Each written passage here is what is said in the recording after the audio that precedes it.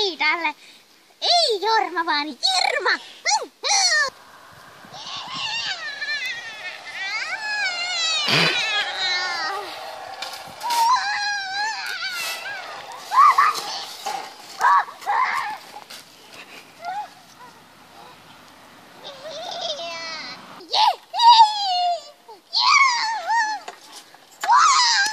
Minä en jaksa näitä enää.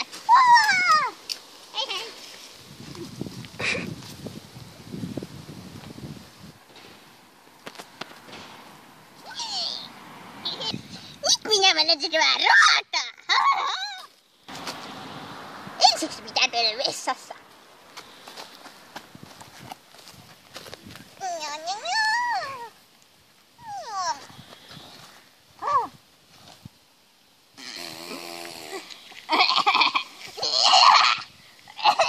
Täällä haisee. Nyt kerätään ainesosia. Tuollainen. Vähän tällaisia. Ja yksi käpi. Valmis!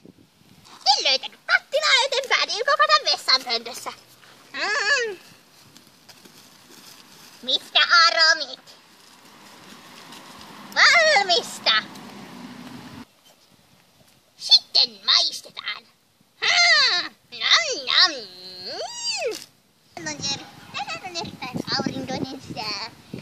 Tosi lämmin ja täällä on kyllä vähän sataa lunta, mutta ei se haittaa. Nyt kerään kukkia.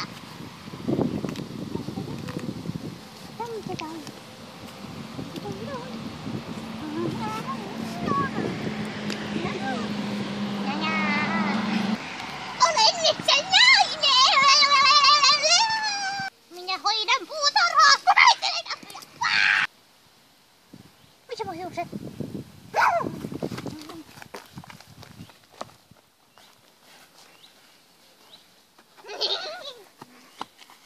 Miten nää laitetaan? Noin. Ja sitten... Nyt on hyvä. Tuturu!